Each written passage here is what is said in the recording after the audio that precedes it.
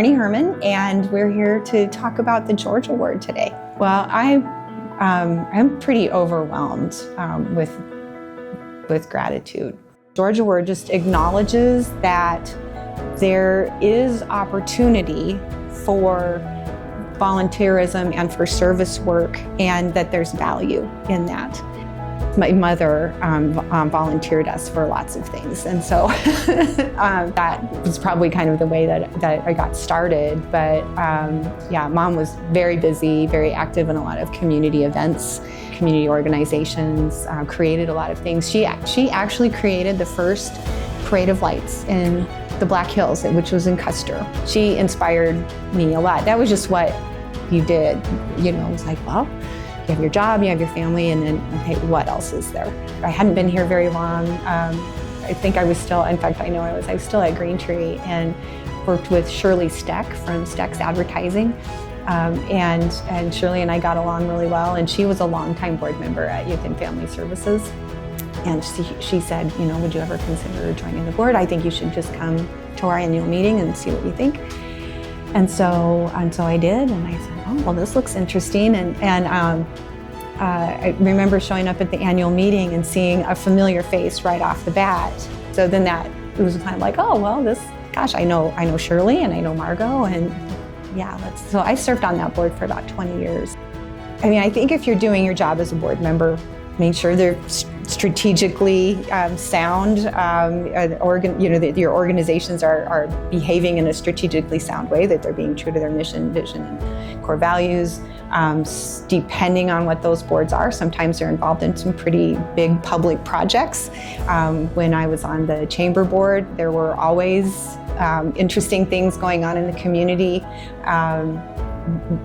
In my tenure in leadership, we were working on the Civic Center expansion project. The first go-round of that was particularly difficult in terms of sort of those public conversations, how the chamber was involved, trying to make good decisions as a board for the community and how we would want to represent the business community, taxpayer obligations, making sure we built the right building, all of those things. So that was a challenging time, but it turned out that it was a really terrific time, and I think the voters got it exactly right.